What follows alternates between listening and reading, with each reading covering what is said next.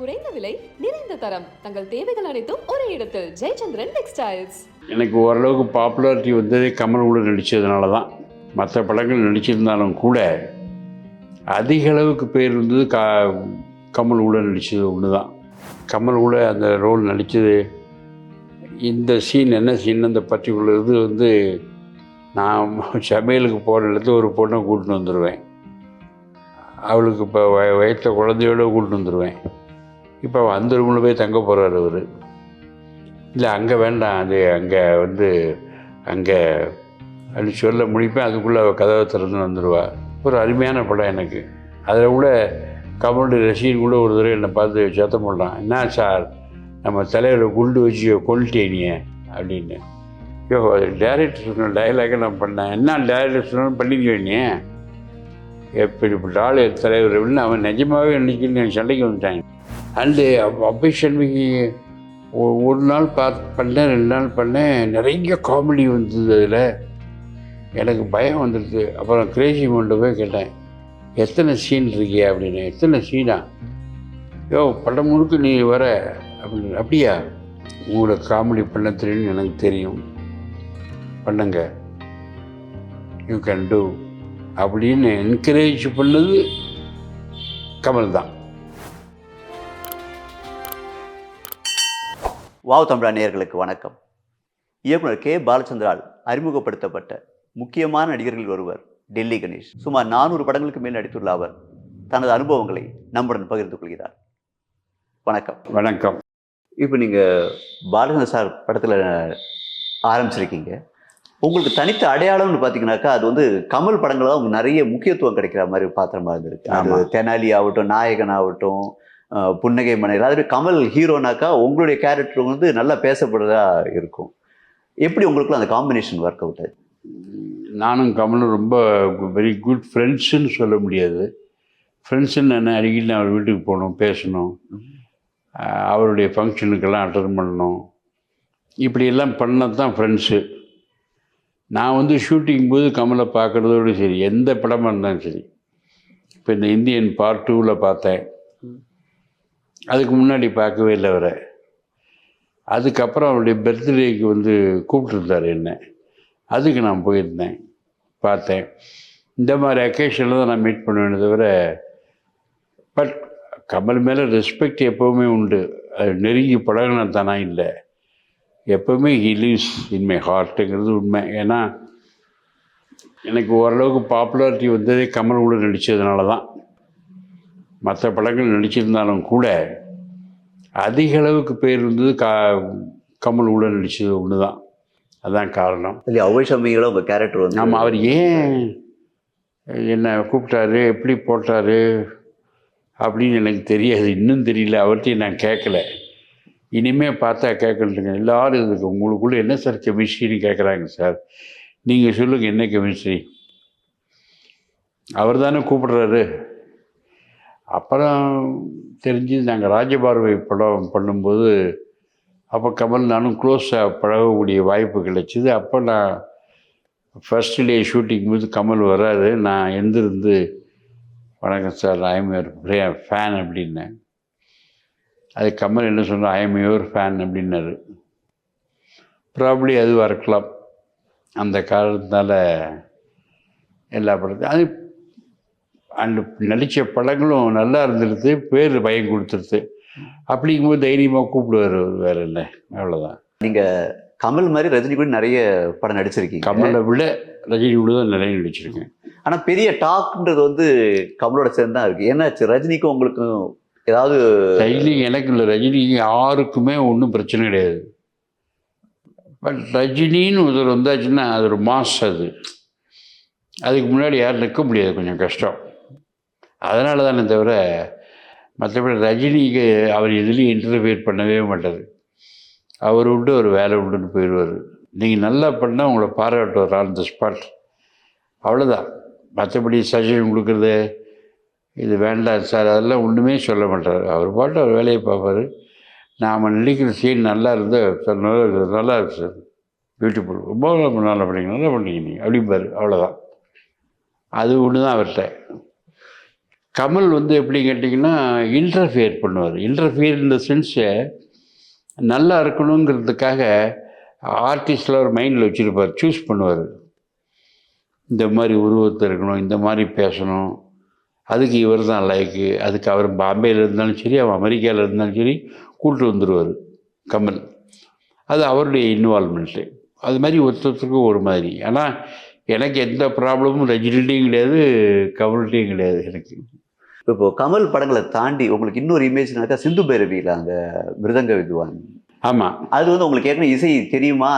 நடிச்சு பார்த்தீங்கன்னாக்கா அப்படியே தத்ரூபமாக ஒரு மிருதங்க வித்வான் மாதிரியே இருக்கும். உங்களுக்கு இசை தெரியுமா? உங்களுக்கு அது எப்படி? இசையில் இன்ட்ரெஸ்ட் உண்டு, தெரியாது. சும்மா டேபிளில் தாளம் போடுவேன். கொஞ்சம் இசை விருப்பம் உள்ளவன். எல்லாருடைய பாடல்கள் எனக்கு ரொம்ப பிடிக்கும். அந்த காலத்தில் டிஎம்எஸ் பாடின பாட்டு, கற்பகவல்லின் பொற்பதங்கள், அந்த பாட்டு எனக்கு பிடிக்கும். அதை நான் பாடுவேன். நான் கல்யாணத்தும் போது கூட பாட்டு பாடியிருக்கேன். கல்யாணத்தும் போது கூட என் கல்யாணம் எப்போது நடந்தது, இப்போ நான் வயசு வேறு, கல்யாண வயசு வேறு. எத்தனை வருஷம் ஆகிருக்குன்னு தெரியல, 60 வயசு இருக்குமா, 60 வருஷம் ஆகிடுது கல்யாணம் ஆகி. அந்த கல்யாணத்தும் போது நான் பாடின பாட்டு உண்டு. எல்லாம் பாட சொல்லுவாங்க, மாப்பிள்ளையை பாட சொல்லுவாங்க, பொண்ணை பாட சொல்லுவாங்க. நம்ம கல்யாணம் அந்த மாதிரி ஸ்டைலில் தான் இருக்கும். இவங்க பாட சொல்லுவாங்கங்கிறதுக்காகவே நான் ஒரு பாட்டை தயார் பண்ணிட்டு போனேன். சித்திரம் பேசுதடி, என் சிந்தை மயங்குதடி, சித்திரம் பேசுதடி, முத்துச்சரங்களை போல், முத்துச்சரங்களை போல் மோகன புன்னகை விண்ணுதடி, சித்திரம் பேசுதடி. அது பொண்ணை பார்த்து பாடுற மாதிரி இருக்கும், கல்யாணத்தில் பாடுற மாதிரி இருக்கும். அந்த பாட்டை நான் பாடியிருக்கேன்.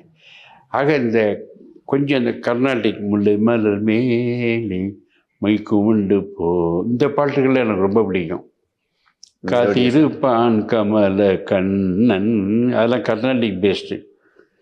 அதே மாதிரி மறைந்திருந்தே பார்க்கும் மர்மம் என்ன, அதுவும் கொஞ்சம் கர்நாடிக் பேஸ்டு. இதெல்லாமே எனக்கு ரொம்ப பிடிச்ச பாட்டு. என்னுடைய கேசட்டில் அதுதான் இருக்கும். வேறு நான் மற்றவங்க கல்யாணம் தான் கட்டிக்கிட்டு ஓடி போகலாமா அந்த மாதிரி பாட்டெலாம் நான் கேட்கவும் மாட்டேன், என்கிட்ட கிடையவும் கிடையாது. அது இப்போ உள்ள ட்ரெண்டுக்கு ஓகே, விரும்புகிறாங்க, லைக் பண்ணுறேன், அதனால் ஒன்றும் இல்லை. அதனால் எனக்கு அந்த சங்கீதத்தில் ஞானம் உண்டு.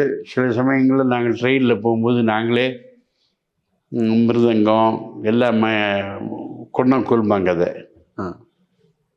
அதை வந்து ஒருத்தன் பாடுவான், நான் வந்து டகுன் டக்கு தம்ழுதகும் டக்கு தகும் டக்கு தம்ழுதகும் டக்கு அப்படிலாம் ட்ரெயினில் நாங்கள் நாடகத்துக்கு போகும்போது பண்ணுவோம். அப்புறம்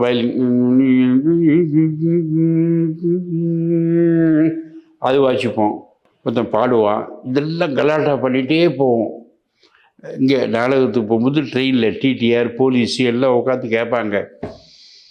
அப்படி ஒரு இன்ட்ரெஸ்ட் உண்டு கர்நாடக சங்கீதத்து மேலே. ஆனால் சிந்து பைரவி வந்து பாலச்சந்திரன் என்ன கூப்பிடல. முதல்ல டிவி கோபாலகிருஷ்ணனை கூப்பிட்டாரு. அவர் பெரிய ஜாம்பவான். இப்போவும் வயசு 83 வயசு ஆச்சு. நல்லா பாடுறாரு, நல்ல மியூசிக்கு, இன்ஸ்ட்ருமெண்ட் வாசிப்பார். மிருதங்கத்தில் புலி, அவரை தான் கொடுத்தாரு. அப்போ அவர் இளம் வயசில் பார்த்திங்கன்னா நல்ல நோஸ் நீளமாக இருக்கும், ஒரு கடுக்கன் போட்டிருப்பார், ஆள் முடி இவ்வளோ வச்சுருப்பார், ஜம்முன்னு பார்க்கவே அழகாக இருப்பார் ஆள். அவரோட கம்பேர் பண்ணும்போது நம்மளாம் ஒன்றுமே இல்லை, அவ்வளோ அழகாக இருப்பார். அவரை தான் கூப்பிட்டு போட்டார் அந்த ரோலுக்கு. அவர் பாலக்காடு. அவர் கதையெல்லாம் கேட்டு இதில் கண்டுபிடிக்கிற மாதிரி சீன் இருக்கே, நடிக்கிற மாதிரி தானே பண்ண போகிறேன். இல்லை, நான் குடிக்கிற மாதிரி நடிக்கக்கூட மாட்டேன், நமக்கு அந்த ஹேபிட் இல்லை கேட்டேடா, நம்மளோட இமேஜ் போயிடாகும், நீங்கள் வேறு யாரையாவது போட்டுக்கோ சமைக்கணும் அப்படின்னு போயிட்டார். பாலச்சந்திரன் தூக்கி வாரி போட்டுடுது. அவர் பண்ணால் தான் நல்லா இருக்கும்னு நினச்சார். அவர் மாட்டேன்ட்டார். அவருடைய இடத்துல அவர் வேறு யாரையும் வச்சு பார்க்கவே இல்லை. அப்புறம் வேறு வழி இல்லை, ஷூட்டிங் ஆரம்பித்து ஆகணும், என்ன பண்ணுறது? அப்போ யாரோ சொன்னாங்க, டெல்லி கணேஷ் நல்ல ரோல் அது அப்படி தான் சொன்னாரே தவிர என் மேல் நம்பிக்கையே கிடையாது அவருக்கு. அப்புறம் போக போக நான் வாசிக்கிற வாசிப்பு, என்னுடைய அந்த மேனரிசம், ஒரு மிருதங்க உத்வான் என்னென்ன சேட்டையெல்லாம் பண்ணுவானோ அதெல்லாம் பண்ணது, இதெல்லாம் பார்த்த உடனே ரொம்ப பிடிச்சி போச்சு. அப்புறம் சிரிக்க, இப்போ என்னை பார்க்கும்போது சிரிக்க ஆரம்பித்தார். நல்லா இருக்குடா அப்படிம்பார். அதில் வந்து ஒரு பாட்டு உண்டு, கலைவா நீ கிளைமேக்ஸில் அழகே தகுந்தென்று அகதின் அழகின் அழகே அப்படின்னு ரெண்டு பிட்டு வரும். அந்த ரெண்டுக்கு நான் மிருதங்கம் வரும் தனியாக சோலோவா. திருச்சி லோகநாதனுடைய பையன் என் கூட உட்காந்துருந்தார். அவருக்கு கொஞ்சம் மியூசிக்கெல்லாம் தெரியும். அவர்கிட்ட கேட்டேன், சார் இந்த இதுக்கு என்ன பிட்டு வாசிக்கலாம் அழகே அப்படிங்கிறதுக்கு? ஒன்றும் இல்லை சார், அழகே தகுதின்னா டக்குதின், அவ்வளோதான். அழகின் அழகே இன்னொன்று சேர்த்துக்கோ, தகுதின்னா தகுதின் அப்படின்னார். நான் தனியாக உட்காந்து மிருதங்க வச்சுட்டு இந்த ரெண்டு க்ளோஸ்அப்புக்காக தகுதின்னா தகுதின்னு வாசி ரெடி ஆகிட்டேன். அப்புறம் பாலச்சந்திரன் போய் சொன்னேன், சார் 2 க்ளோஸ்அப் வரேன்டா, வரேன், என்ன ப்ராக்டிஸ் பண்ணியா? அதான் வெயிட் பண்ணு. அப்புறம் என்னுடைய போர்ஷன் வந்தது. அப்பா இவன் வையா கேமரா வை. கேமராவை என்ன வச்சுட்டாருன்னா, எனக்கு இப்படி வச்சார் கேமரா. அவன் வாசிக்கிறது தெரியணும்னு ஆசைப்படுறான், எதுக்கு க்ளோஸ்அப் வைக்கிற, அவன் கையோட வையா ஷார்ட்டை அப்படின்னு பக்கத்தில் வந்து சொன்னார். அப்போ மானிட்டர்லாம் கிடையாது, வியூ ஃபைல்டரை தான் பார்க்கணும். பார்த்துட்டு அவர் சொன்னார், இன்னும் கொஞ்சம் ஒயிலாக வை, அவன் கையும் தெரியணும் அவனும் தெரியணும், கொஞ்சம் கேமரா லோ வச்சுக்கோ அப்படின்னு சொல்லி அதுக்கு நான் வாசித்தேன். அழகின்னு வாசித்தா நான் நல்லா வாசித்தேன். உடனே பாலச்சந்தர், இதுதான் பண்ண போறியா? ஆமாம், இது யார் வேணாலும் பண்ணுவாங்கள, இது எதுக்கு டெல்லி கணேஷ்?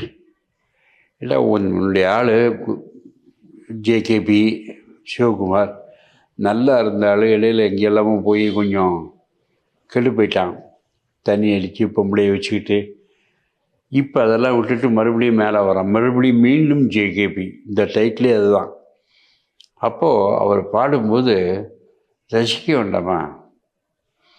ரசிக்கணும், ஆனந்த கண்ணீர் விடணும், கண்ணில் தண்ணி வரணும், அதோட வாசிக்கணும் அப்படின்ட்டார். ஏண்டா கேட்டோன்னு ஆகிப்போச்சு. இத்தனையும் எப்படி பண்ண முடியும்?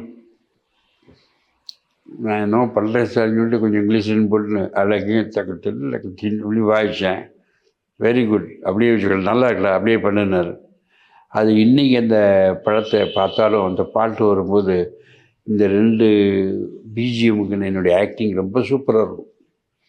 அதெல்லாம் அவர் தான் கொடுத்தார். அப்புறம் படம் ரிலீஸ் ஆகிடுது. ரிலீஸ் ஆனதுக்கப்புறம் நான் பெங்களூரில் வேற ஒரு படத்துக்காக ஷூட்டிங் போயிருந்தேன். இவர் தன்னுடைய படத்தை ரீமேக் கன்னடத்தை பண்ணுறதுக்காக பெங்களூர் வந்திருந்தார். 2 ஒரே ஹோட்டல் தங்கியிருந்தோம். அவர் வந்திருக்காருன்னா அவர் பார்க்க போனேன். போய் காலில் விழுந்து நமஸ்காரம் பண்ணேன். டேய் சிந்து பேரில் உனக்கு நல்ல பேர்ரா. அப்போ படம் ஓடிக்கிட்டு இருக்கு. நல்ல பேர், நான் எதிர்பார்க்கல உனக்கு இவ்வளோ பேர் வரும்னு. என்னமோ பண்ணிட்டேன், நல்லா இருக்குல்ல, அருமையாக இருக்குது, நிறைய லெட்டர் வந்துருக்கு எனக்கு உன்னை பற்றி, எல்லோரும் உன்னை தான் பாராட்டுறான் அப்படின்னு சொல்ல ஆரம்பிச்சிட்டார். அப்படி தான் எனக்கு சிந்து பைரவியில் அந்த வாய்ப்பு கிடைச்சிது. ஆமாம். இப்போ சிந்து பைரவி கேரக்டர் மாதிரியே நாயகனில் வந்து ஐயர் கேரக்டர், அது இப்போ கூட அவ்வளோ அப்ளாஸ் வந்துச்சு. இந்த வெந்து தனிது காடுல கிளைமேக்ஸ் நீங்கள் வந்த உடனே வந்து பயங்கர ஒரு இது இருந்துச்சு. அந்த கேரக்டர் எப்படி உங்களுக்கு? அதுவும் மணிரத்னம் கூப்பிட்டது தான். நான் எப்படி கூப்பிட்டா இல்லைன்னு தெரியாது. நான் முதல் நாள் பண்ணேன். முதல் நாள் வந்து என்னோடய கதை யாரும் சொல்ல, இது என்ன கதை, என்னுடைய கேரக்டர் என்னன்னு சொல்ல. ஏதோ ஐயர்னாங்க, நான் பாட்டு ஏதோ பண்ணிகிட்டு இருந்தேன். மறுநாளைக்கு மணிரத்னம் என்னை கூப்பிட்டு கேட்டார், உங்களை யாரை கதை சொன்னாங்களான்னு. சொல்லலை சார் அப்படின்னு. நீங்கள் நடிப்பை பார்த்த உடனே தெரியுது யாரும் கதை சொல்லலைன்னு. நீங்கள் நேற்றுக்கு நடிச்சே இல்லையா அதை மாதிரி நடிக்கக்கூடாது, வேண்டாம், உங்கள் கேரக்டரே வேறு. என்ன சார்ண்ணே, you are a poor Brahmin, உங்களுக்கு சாப்பாட்டுக்கு வழி இல்லை, தாராவியிலவே உட்காந்துக்கிட்டு ஏதோ குழப்பம் நடத்திக்கிட்டு இருக்கீங்க. உங்களுடைய ப்ளஸ் பாயிண்ட் என்னன்னா உங்களுக்கு ஹிந்தி தெரியுங்கிறது ஒன்று தான் ப்ளஸ் பாயிண்ட்டு, வேறு ஒன்றுமே கிடையாது. இதனால் வேலுநாயக்கர் பக்கத்தில் வச்சுக்கிறாரு. அண்டு போக போக உங்களுடைய நேர்மை அவருக்கு பிடிச்சி போச்சு, ஒரு நல்ல மனுஷன் அப்படி பிடிச்சி போச்சு. இப்போ நீங்கள் என்ன சொன்னாலும் வேலுநாயக்கரை கேட்பார். ஆனால் அவர் கேட்பாரேங்கிறதுக்காக நீங்கள் எதுவும் சொல்ல மாட்டீங்க. அந்த லைன் இருக்குது, பார்த்துக்கோ, அதை மனசில் வச்சுட்டு நடிங்கன்னாரு. அவ்வளோதான். அதை நான் கெட்டியாக பிடிச்சிட்டேன். நான் என்ன சொன்னாலும் நாயக்கரை கேட்பார், ஆனால் நான் கேட்க மாட்டேன் அவர்கிட்ட, அப்படிங்கிற மாதிரி. அதனால் வேலுநாயக்கர் லேசாக அப்படி திரும்பினா கூட நான் அப்படி வருவேன், என்ன வேணும் சார் சொல்லுங்கள் அப்படிங்கிற மாதிரி வருவேன். அதுதான் அதை மெயின்டைன் பண்ணேன் த்ரூ அவுட்டு அந்த படம் முழுக்க. அது எனக்கு நல்ல பேர் வாங்கி கொடுத்தது. ஆமாம். இப்போ இது வெந்து தணிந்தது காடு செகண்ட் பார்ட்டில் உங்கள் கேரக்டர் முக்கியமாக இருக்குமா? இருக்கும். அப்படித்தான் கௌதம் மேனன் சொன்னார் என்கிட்ட. அவர் ஒரு பக்கா ஜென்டில்மேன். இந்த வெந்து தெரிந்தது காடுக்கு என்னை கூப்பிட்டாரு. கூப்பிட்டு ஒரு ஆஃப்லே ஒர்க் இருக்குது சார், பண்ணி தர முடியும். நான் படம் முடிச்சிட்டேன், கிளைமேக்ஸ் வரைக்கும் வந்துட்டேன், எல்லாமே முடிஞ்சு போச்சு. இருந்தாலும் உங்களுடைய ஒரு டெலிஃபோன் டாக் ரொம்ப முக்கியமானது ஒன்று இருக்குது, பண்ணுவீங்களான்னாரு. என்னன்னு சொல்லவே இல்லை. சரின்னு போயிட்டேன். போய் இங்கே உட்காந்து பார்க்குறேன், பின்னால் வேலுநாயக்கர் படம் இருந்தது. இது என்ன சார்ண்ணே, நீங்கள் வேலுநாயக்கருக்கு ரொம்ப ஹெல்ப்ஃபுல்லாக இருந்தீங்க, அவர் இப்போ இல்லை, அந்த பொசிஷனில் வந்திருக்கான் சிம்பு. கிட்டத்தட்ட அந்த மாதிரி தான் லைஃப் ஓடிட்டுருக்கு. இது எப்படி அவனுக்கு அட்வைஸ் பண்ணி எல்லாம் பண்ணுறோ அதே மாதிரி இவருக்கும் பண்ணுறீங்க. அண்டு அடுத்த படம் நான் எடுக்கும் போது கண்டினியூஷன் பார்ட் 2 எடுக்கிறேன். அதில் நீங்கள் சிம்பு உள்ள தொடர்ந்து வர வேண்டியிருக்கும், அதுக்கு ஒரு லீடு தான் இந்த சீன் அப்படின்னாரு. சரி சார், 2 டைலாக் தான். அதுக்கு பயங்கர அப்ரிஷியேஷன். இந்த கமலோடு என்னை பார்த்துட்டு ஐயர் பேசுகிறேன்னு ஒன்றே அடி பின்றான். அது நான் சொன்னேன் அவர்கிட்ட, கௌதமன்ட்ட, என்ன சார் மாயம் பண்ணீங்க, இந்த ரோடுக்கு போய் இப்படி கை தட்டுறாங்களே அப்படின்னு. ஆமாம் சார், எங்கள் பசங்களும் போய் பார்த்துட்டு வந்தாங்க, எல்லோரும் உங்கள் ரோலை ரொம்ப விரும்புகிறதா கேள்விப்பட்டேன் அப்படின்னு அவர் சொன்னார். அந்த மாதிரி அப்படி வந்தது தான். இப்போ இந்த இந்தியன் 2லேயும் நீங்கள் ரொம்ப வித்தியாசமான கேரக்டர் பண்ணுறேன் அப்படின்னு சொல்லி. ஆமாம் ஆமாம். அது என்ன கேரக்டர் சொல்ல முடியுமா? அது ஒன்றும் இல்லை, ரொம்ப லஞ்சம் வாங்கிட்டு மாட்டிக்கிற மாதிரி கேரக்டர் தான். அது நடிப்பு வேறு மாதிரி, அந்த கேரக்டரைசேஷன் வேறு மாதிரி. அதில் கமல் எனக்கு கொடுக்குற பனிஷ்மெண்ட் இந்த மாதிரி வரும், அவ்வளோதான். நாயகன் படத்தில் பண்ணதில்ல, அது ஐயர் கேரக்டர் பண்ணதில்ல எனக்கு தெரியல. உங்களுக்கு தொடர்ந்து அந்த பிராமின் அந்த மாதிரி கேரக்டரே உங்களுக்கு தொடர்ந்து ஒரே மாதிரியான கேரக்டரே வந்திருக்கு அப்படின்னு ஒரு ஃபீலிங் இருக்கா? அப்படிலாம் ஒன்றும் இல்லை. நான் அதை தப்பிச்சிட்டேன். பசிங்கிற படத்தில் ரிக்ஷாக்காரன் நடித்தேன், எம்ஜிஆர்ட்ட அவார்டே வாங்கினேன். ஒரே ஒரு கிராமத்தில்ங்கிற படத்தில் செருப்பு தைக்கிறவன் நடித்தேன், நல்ல பேர் வாங்கியிருக்கேன். பொல்லாதவனில் இன்ஸ்பெக்டராக பண்ணியிருக்கேன். என்ன சில படங்களில் குறுக்களாக பண்ணியிருக்கேன். அப்புறம் இப்போ ஐயர், அவ்வளோதான். இப்போ I am fit for any type of role. Rugged role, ரிக்ஷாக்காரம் பண்ணுறது கூட ஐ எம் ஆல் ரைட், பண்ண முடியும். என் உருவம் அந்த மாதிரி மாறும். இப்போ they don't want to take risk. உங்களை பார்த்துட்டு உங்களுக்கு புது மாதிரியான ரோலை கொடுத்து கொண்டு வரணுங்கிற ஆசை யாருக்கும் இல்லை. அது யாராவது எனக்கு தெரிஞ்சவங்க ரொம்ப க்ளோஸ் ஃப்ரெண்டு படம் எடுத்து, சார் உங்களுக்கு டிஃப்ரெண்ட் கேரக்டர் கொடுத்துருக்கேன், நீங்கள் சுடுகாட்டில் பணம் இருக்கிற கேரக்டரு அப்படின்னு சொன்னால் நான் ரெடியுமே. But they're not ready. அவங்களுக்கு பார்த்த கேரக்டரே கொடுத்துருவோமே, எதுக்கு வீணா ரிஸ்க்கு, ஐயரே கொடுத்துருவேன்னு கொடுக்குறாங்க, நான் பண்ணுறேன், அவ்வளோதான். உங்களுக்கு டேர்னிங் பாயிண்ட் வந்து யார் நினைக்கிறீங்க சார்? விசு சாரா இல்லை பாலச்சந்தர் சாரா? பாலச்சந்தர் நாடகத்தை பார்த்துட்டு படத்துக்கு என் ரோலுக்கு ஜெய்சங்கரை போடலாமா, அசோகனை போடலாமா அப்படின்னு அவன் நினச்சிட்டு இருக்கும்போது விசு சொன்னாப்புல, சார் நீங்கள் தான் புதுமுகங்களை தான் நிறைய அறிமுகப்படுத்துறீங்களே, இந்த பையன் நல்லா தானே பண்ணுறான், இவனையும் போடலாமே அப்படின்னு ஒன்று. ஆமாம் இல்லை பார்ப்போம் அப்படின்னு அப்போ தான் போடுறாரு அவர். ஸோ ப்ராப்ளி பாலச்சந்திரன் என்னை புக் பண்ணதுக்கு காரணம் விஷு. ஆமாம். இப்போ ரஜினி கமல் மாதிரி அடுத்த ஜென்ரேஷனில் விஜய் அஜித் கூட நீங்கள் நடிச்சிருக்கீங்க. குறிப்பாக விஜய் கூட நடிச்சு ரொம்ப அதிகமாக பேசப்பட்டுச்சு. அவங்களோட அனுபவம் எப்படி இருந்துச்சு உங்களுக்கு? விஜயோட 2-3 படம் பண்ணேன். அந்த தமிழன் படம் தான் நான் பேசப்பட்டது. ரொம்ப சிகரெட் நிறுத்து தான் ரொம்ப பேசப்பட்டது. அது கூட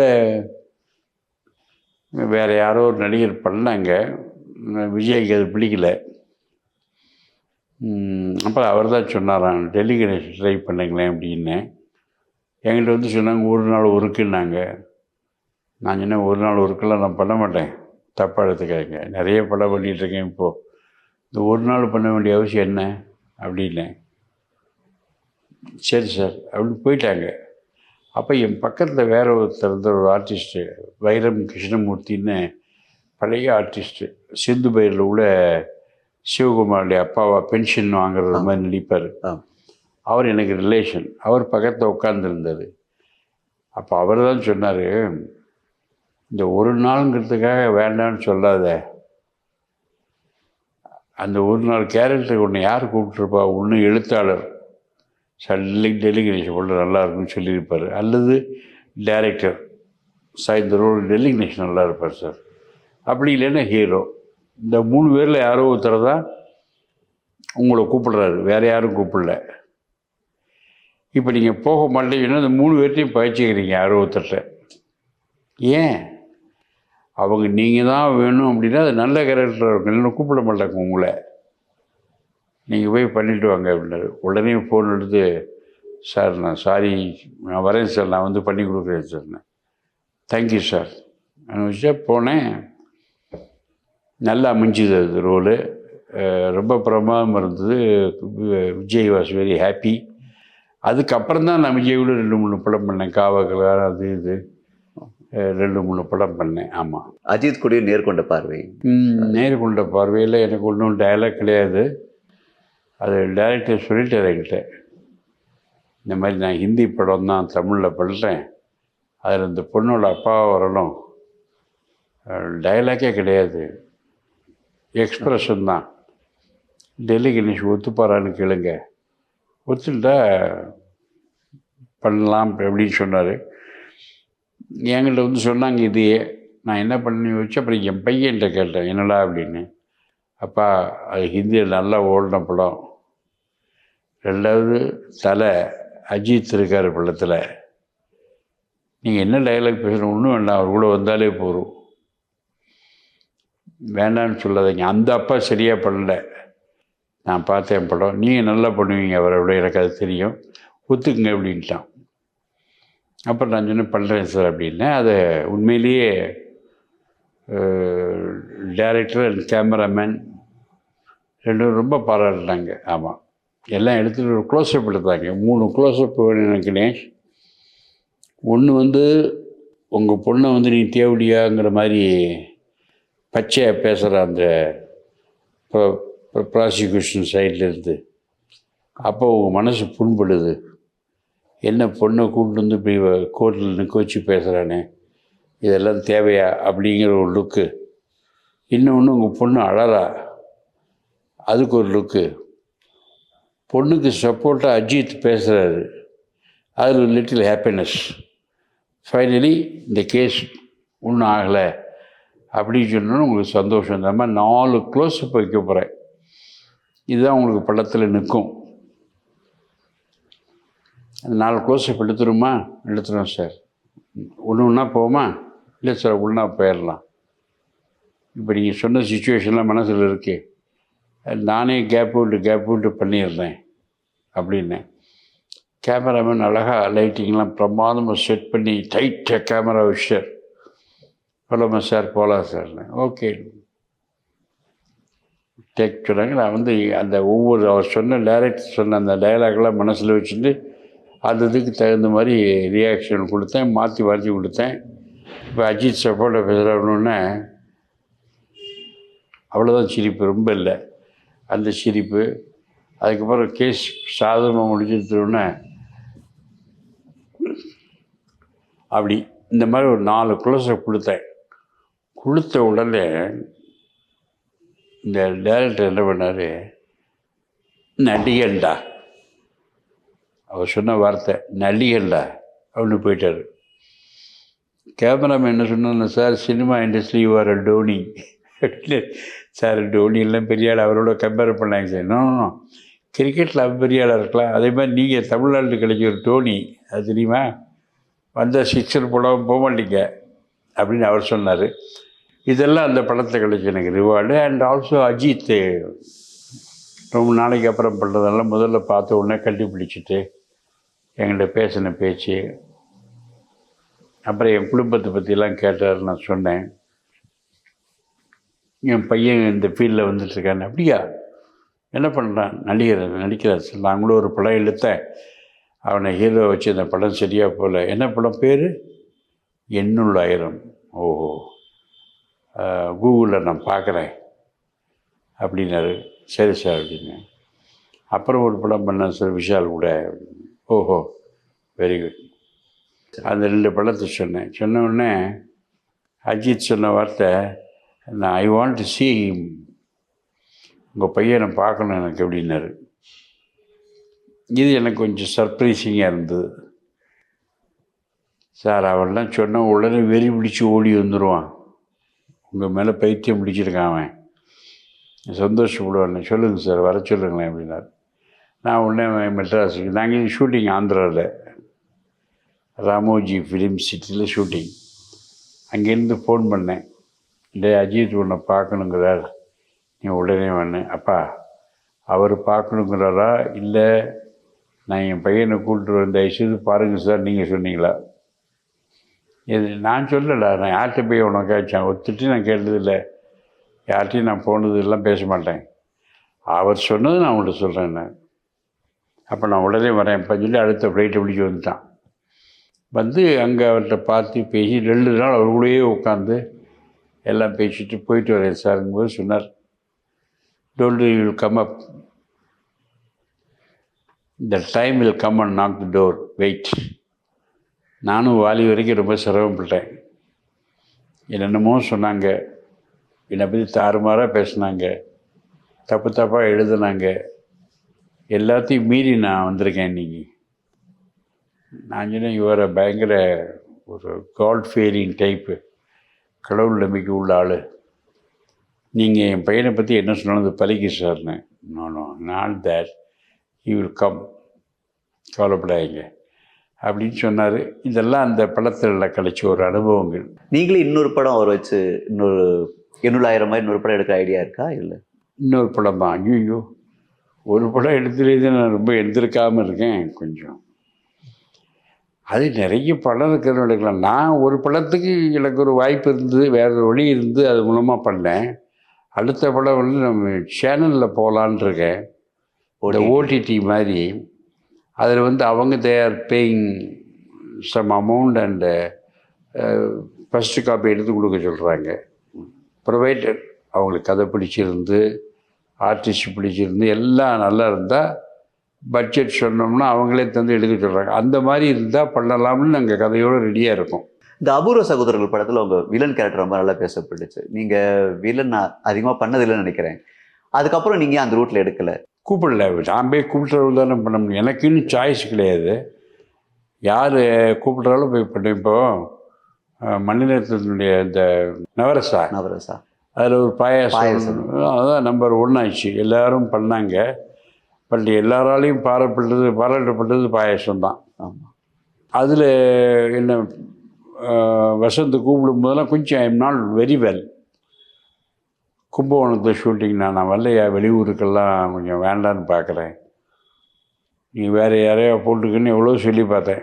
இல்லை நான் நீங்கள் தான் பண்ணுறோட, உங்களுக்கு ஒன்றும் கவலைப்படாதீங்க, நான் பார்த்துக்கிறேன், உங்களுக்கு என்ன வேணுனாலும் நான் பார்த்துறேன், உங்களை அலைக்காளி பண்ணுறேன், ஒன்றும் மாட்டேன், ரைட் ராயலாக உங்களை ட்ரீட் பண்ணுறேன், நீங்கள் வாங்கன்னு அஷ்யூர் பண்ணதுக்கப்புறம் நான் என் பையனை கூட்டிகிட்டு என் அசிஸ்டண்ட்டையும் கூட்டிகிட்டு அப்புறம் தான் நான் போனேன்.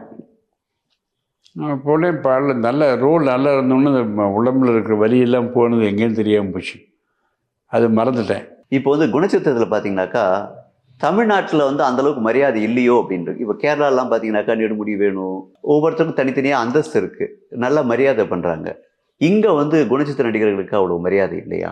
கிடையாது. ஃபீல் பண்ணுறீங்க? கிடையாது. இங்கே கிடையாது. நான் நிறைய தடவை சொல்லிட்டேன். இங்கே குணச்சித்திர நடிகர் கிடையாது, ஒரு புண்ணாக்கும் கிடையாது. நிறைய சம்பளம் வாங்குறவன், குறைய சம்பளம் வாங்குறவன், அதுதான் கணக்கு இங்கே. அதனால் நான் வருத்தப்படல. மீடியாக்கள் நல்லா சப்போர்ட் பண்ணுறாங்க என்ன இந்த ரோலை பார்த்துட்டு, அதை பற்றி கேள்வி கேட்குறாங்க. அது போகிறோம் எனக்கு. அந்த வெளியிலலாம் போனால் எல்லோரும் சார் சிந்து பிரிவு பின்னிட்டீங்க சார் அப்படிங்கிறாங்க. நாயகன் வெளுத்து வாங்கிட்டீங்கிறாங்க. இப்படி சொல்கிறாங்களே, அது போகிறோம். வேறு யார் நமக்கு, வேறு யார் ரெக்கக்னைஸ் பண்ணோம்? Only public. மக்கள் தீர்ப்பே மகேஷின் தீர்ப்பு. அவங்க என்ன ஓடுனதுக்கப்புறம் என்ன வேணும்?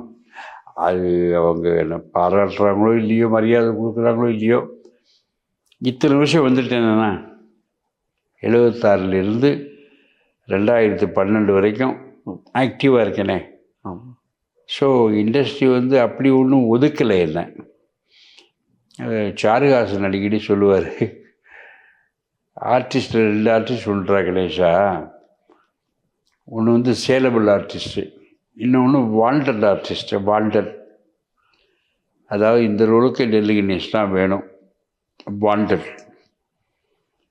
பட் டெல்லி கணேஷ் போடுறதுலாம் பெரிய மார்க்கெட் வந்துடுறது. So we come under that category. Charuhasan நாமெல்லாம் அதில் வரோம், வாண்டட் கேரக்டர். இன்னொருத்தன் சேலபிள் ஆர்டிஸ்ட், அவள் வந்தாலே போகிறோம், வியாபாரம் ஆகிடும். நடிக்கணுங்கிறது கூட இல்லை, அவள் என்ன பண்ணாலும் ரசிப்பாங்க. அதுவும் சேலபிள் ஆர்டிஸ்ட்டு. நீ வாண்டட் ஆர்டிஸ்ட் இருக்கல, அதை மட்டும் சந்தோஷப்படு போ அப்படின்றது. இப்போ நீங்கள் ஒரு ஆர்டிஸ்டாக வர்றதுக்கு முன்னாடி வந்து நிறைய பேருக்கு தெரியாத விஷயம் வந்து நீங்கள் ஏர்ஃபோர்ஸில் இருந்தீங்கன்றது நடிகராக உங்களை எல்லாருக்குமே தெரியும். எப்படி உங்களுக்குள்ள அந்த ஏர்ஃபோர்ஸை சேரணும் அப்படின்ற ஆசை வந்துச்சு? எப்படி அந்த பயணத்தை நீங்கள் எப்படி ஸ்டார்ட் பண்ணீங்க? ஏர்ஃபோர்ஸ் சேரணுங்கிற ஆசை இல்லை. கிராமத்தில் படிச்சுட்டு இருந்தேன். அப்போது எனக்கு மதர் இல்லை. எனக்கு மதர் வந்து நான் 3 வயசு இருக்கும்போதே போயிட்டாங்க. எங்கள் அப்பா 2 தடவை கல்யாணம் பண்ணார். எங்கள் அப்பா ரொம்ப ஸ்ட்ரிக்ட்டு. அந்த மாதிரிலாம் இப்போ அப்பா இருந்தாங்கன்னா பையங்கள்லாம் போடான்னு போயிடுவாங்க. அப்போ உள்ள காலகட்டங்களில் அப்பா வந்து டாமினேட்டிங். பிள்ளைகள் வந்து அடிமை மாதிரி தான் இருக்கணும், வேறு வழி கிடையாது. அப்படி இருக்கும்போது சின்ன சின்ன தவறுகளுக்கெல்லாம் சத்தம் போடுறது, விரட்டுறது, நமக்கு சமாதானத்துக்கு யாருமே இல்லை அங்கே. நான் தான் மூத்த பையன் எங்கள் அப்பாவுக்கு. 2ஆம் தடவை கல்யாணம் பண்ணதில் நிறைய குழந்தைகள்லாம் இருந்தது. அதுலாம் எங்கள் தம்பி மாதிரி தான் பார்த்தேன். இப்போவும் அப்படி தான் பார்க்குறேன். என் தம்பி தங்கைகள் மாதிரி தான், வித்தியாசம் கிடையாது. அண்ட் எல்லாரையும் கூப்பிட்டு வந்து எல்லாம் படிக்க வச்சு வேலை வாங்கி கொடுத்து எல்லாம் பண்ணேன். இருந்தாலும் இந்த கிராமத்தில் இருக்கும்போது எனக்கு ஒரு சுதந்திரம் இல்லை. எப்போ பார்த்தாலும் அப்பாவுடைய கண்டிஷன், ஸ்ட்ரிக்ட்னஸ். எப்படா இந்த கிராமத்தை விட்டு போகிறோம், வழி கிடைக்காதா அப்படின்னு நான் ஏங்கிட்டு இருந்தேன். அப்புறம் மதுரைக்கு வந்தேன். மதுரையில் எங்கள் அப்பாவோட பிரதர்ஸ் எல்லாம் இருந்தாங்க. அவங்களோட கூட போய் காலேஜில் சேரலாம் பார்த்தா என் மார்க் ரொம்ப மோசம். எஸ்எஸ்எல்சியில் நான் எடுத்த மார்க் ரொம்ப மோசமான மார்க்கு.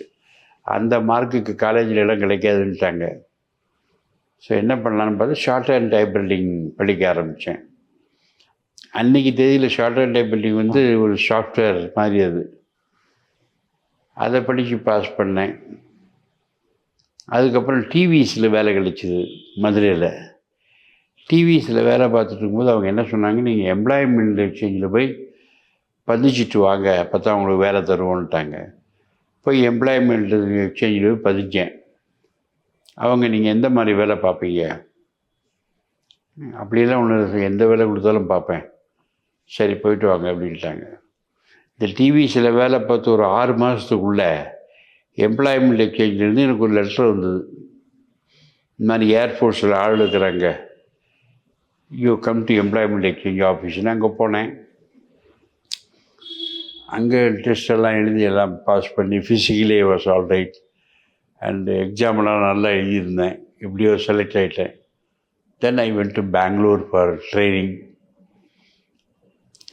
1 இயர். அது ட்ரைனிங்னா ரொம்ப கஷ்டமான ட்ரைனிங் அது.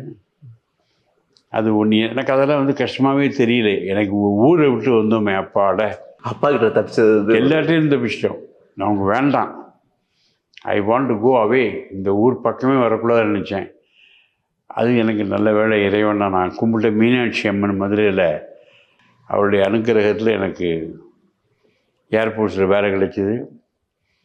ஏர்ஃபோர்ஸில் கொஞ்சம் டஃப் டைம் தான். ட்ரைனிங் பில்ல அடிப்பாங்க, உதைப்பாங்க, திட்டுவாங்க, கண்ணாப்பின்னு திட்டுவாங்க. அதெல்லாம் எனக்கு ஒன்றும் வலிக்கலை. நான் எத்தனையோ அடியெல்லாம் பார்த்தேன். எனக்கு ஏர்ஃபோர்ஸ் இருந்தால் யூனிஃபார்ம் போட்டு ஒரு சௌரியமாக இருந்து ஒரு பெருமையாக இருந்தது எனக்கு. அப்புறம் ட்ரைனிங் முடிஞ்சதுக்கப்புறம் டெல்லிக்கு போஸ்ட் பண்ணாங்க. நான் டெல்லிக்கு போயிட்டேன். அப்புறம் அங்கே இருக்கும்போது இந்தியா பாகிஸ்தான் வார் நடந்தது. அந்த வாரில் நிறைய நம்ம வீரர்கள்லாம் கால் போய், கை போய், உடம்பெல்லாம் ஸ்கின்னெல்லாம் போய் ரொம்ப வருத்தத்தோடு எல்லோரும் என்ன பண்ணாங்கன்னா டெல்லி மிலிட்ரி ஹாஸ்பிட்டலுக்கு வந்துட்டாங்க. ஹெலிகாப்டர் வச்சு கொண்டு வந்துட்டாங்க ட்ரீட்மெண்ட்டுக்காக. அவங்களுக்கு எல்லாருக்கும் ஒரு கட்டில், கொசு கடிக்காமல் இருக்கிறதுக்கு ஒரு கொசு வலை, உள்ளேயே படுத்திருப்பாங்க. சம்டைம் கை காலை கீழே போட முடியாது, கயத்தை வச்சு கட்டி தொங்க விட்டுருப்பாங்க, கையும் காலையும் அப்படியே படுத்திருப்பாங்க. ரொம்ப பரிதாபமான சூழ்நிலை. அவங்களுக்கு பொழுதுபோக்குன்னு ஒன்றும் கிடையாது ரேடியோவை தவிர. அவங்களுக்கு பொழுதுபோக்குக்காக நாங்கள் என்ன பண்ணோம்னா ஏர்ஃபோர்ஸு, நேவி, ஆர்மி முப்படையும் சேர்ந்து நாங்கள் அவங்கள என்டர்டெயின் பண்ண ஆரம்பித்தோம். மேடையில் அவங்க எல்லா கட்டிலையும் கொண்டு வந்து போட்டு கிரவுண்டில் உட்காந்துருப்பாங்க. நாங்கள் மேடையில் தமிழ் ஒரு நாளைக்கு, ஹிந்தி ஒரு நாளைக்கு, பஞ்சாபி ஒரு நாளைக்கு, மலையாளம் ஒரு நாள்னு ஒவ்வொரு லாங்குவேஜ் ஒவ்வொரு ஃபோர்ஸாக பண்ணி கிட்டத்தட்ட ஒரு மாதம் நிகழ்ச்சி கொடுத்தோம். அதில் தமிழ் நிகழ்ச்சியில் நான் நடித்தேன். யாரோ கட்டாயப்படுத்தி கூப்பிட்டாரு, இங்கே வரணும்னு. வேறு வழி இல்லாமல் நான் போனேன். எனக்கு நடிப்பு ஒன்றும் தெரியாது. நான் இப்போ ரொம்ப கூச்சப்பட்டேன், கேட்கல. கட்டாயப்படுத்தி கூப்பிட்டு போயிட்டார். அப்புறம் அங்கே போய் என்னமோ பேசணும்னு திருதுன்னு முடித்தேன். இதெல்லாம் ஒரு நடிப்பு மாதிரி ஆகிடுது அவங்களுக்கு. எல்லோரும் சிரிக்க ஆரம்பிச்சிட்டாங்க. அதுக்கப்புறம் பார்த்தேன், வில் ஸ்டார்ட் ஆக்டிங்கிற மாதிரி ஏர்ஃபோர்ஸ்லேயே ட்ராமாலாம் போட்டோம். அப்போ டெல்லியில் வெளியில் ட்ரூப்பெல்லாம் இருந்தது, பெரிய பெரிய ட்ரூப்பு. அங்கே போய் ஜாயின் பண்ணி அங்கே நாடகம் போட்டேன். அப்புறம் ஏர்ஃபோர்ஸ் விட்டு வந்தேன். வந்து நாடகங்கள் நடித்தேன் நிறைய. அப்புறம் மேரேஜ் ப்ரப்போசல் வந்து இங்கே இருந்து மெட்ராஸ்லேருந்து என் அத்தை பொண்ணை தான் கல்யாணம் பண்ணேன். அவங்க எல்லோரும் என்ன சொல்கிறாங்க, நீ அங்கே இருக்கக்கூடாது, இங்கே வந்துடணும் அப்படின்ட்டாங்க. எனக்கு டெல்லி விட்டு வர்றதுக்கு மனசே இல்லை. எனக்கு ரொம்ப பிடிச்சிருந்த இந்த ஊர், அந்த மக்கள். நிறைய எழுத்தாளர்கள், பெரிய பெரிய ஆளெலாம் அங்கே சந்திப்பேன். சுஜாதாவை நான் அங்கே தான் பார்த்தேன். பூர்ண விஸ்வநாதன் அங்கே தான் பார்த்தேன். சுப்புடு அங்கே தான் பார்த்தேன். இப்படி நிறைய பேர் பார்த்தேன் அங்கே. சுப்புடு சாரோட ட்ராமா கூட நீங்கள் நடிச்சிருக்கீங்க இல்லையா? அவர் ஒரு தனி ட்ரூப் வச்சுருந்தால், நாங்கள் ஒரு தனி ட்ரூப் வச்சுருந்தோம். அவர் கொஞ்சம் நியாயமாக எழுத மாட்டார். சரி, அதெல்லாம் எதிர்பார்க்க முடியாது. அவர் இஷ்டத்துக்கு எழுதுவார். அது நியாயமாக இருக்கணுங்கிற அவசியம் இல்லை. பட் இஸ் பாப்புலர், யாரும் வாயை திறந்து பேச மாட்டாங்க. மற்றபடி அவருக்கு பிடிச்சிருந்தா எழுதுவார், பிடிக்கலைன்னா கண்ணாப்புன்னு எழுதிடுவார். அதுக்கு நாங்கள் இடம் வைக்க மாட்டோம். நேரம் வீட்டுக்கு போய் நமஸ்காரம் பண்ணிவிட்டு அப்புறம் நாடகத்துக்கு உடவோன்னு எழுதிடுவார். அந்த மாதிரி நம்ம பீப்புள் ரொம்ப தூக்கி விட்டாங்க அவரை. டிசம்பர் மாதம் கச்சேரினா சுப்புடு வருகிறார் ஜாக்கிரதை அப்படின்னு ஒருத்தன் 4 வருஷம் 3 வருஷம் மியூசிக் கற்றுக்கிட்டு மேடையில் பாடுறான். இவர் சும்மா வந்து அதை பற்றி கிரிட்டிசைஸ் பண்ணுறதுங்கிறது யாருமே ஒத்துக்கலை. மியூசிக் தரப்பில் யாரும் அவர் ஒத்துக்கலை, நாடக சைட்லேயும் யாரும் ஒத்துக்கலை. மனோகர் வந்து டெல்லியில் ட்ராமா போட்டார். ஆர்எஸ் மனோகர், இலங்கேஸ்வரன் போட்டார், எல்லா நாடகம் போட்டார். அதில் வந்து முருகனை வந்து தமிழ் கடவுள் அப்படின்னு அவர் சொல்லியிருந்தார். என்ன கடவுள் என்ன, தமிழ் கடவுள் என்ன, இங்கிலீஷ் கடவுள் ஒன்று தானே.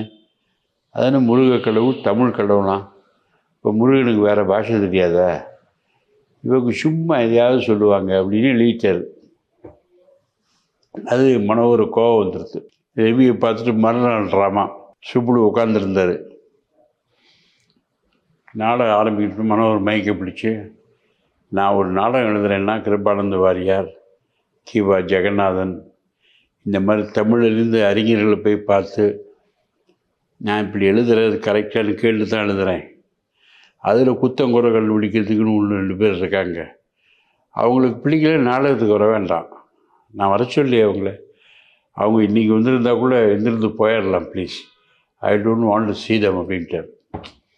உடனே சுப்படி எந்திருந்து போயிட்டார். இப்படியெல்லாம் நடந்தது. அந்த மாதிரி அவர் எழுதுவார். அப்புறம் மெட்ராஸுக்கு வந்தேன். காத்தாடி ராமமூர்த்தி நாடகத்தில் நடிக்கக்கூடிய வாய்ப்பு கிடைச்சிது. அந்த நாடகம் ஃபஸ்ட்டு ட்ராமா எழுதுனது வந்து விசு, 2வது ட்ராமா அவர் தான் எழுதினார், பட்டணம் பிரவேசம். அதை பாலச்சந்தர் பார்த்துட்டு திரைப்படத்துக்கு கூப்பிட்டாரு. அப்படி வந்தது தான். இப்போ பழைய சினிமா ஆர்டிஸ்ட் நிறைய பேர் அரசியலுக்கும் வந்துடுறாங்க.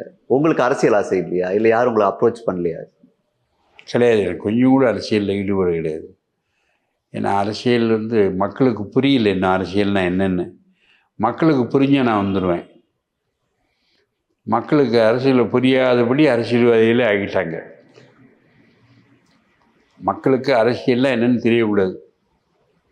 அவங்க இந்த 5 ரூபா 10 ரூபா குவார்ட்டர் பாட்டில் பிரியாணி இப்படியே லைஃப் ஓட்டிடணும், ஓட்டை போட்டுடணும், நம்ம வந்துடணும், அப்படி தான் எல்லோரும் நினைக்கிறாங்களே தவிர மக்களுக்கு எல்லாம் தெரியணும், தெரிஞ்சு அவங்க ஓட்டு போடணும் அப்படிங்கிற எண்ணம் இல்லை.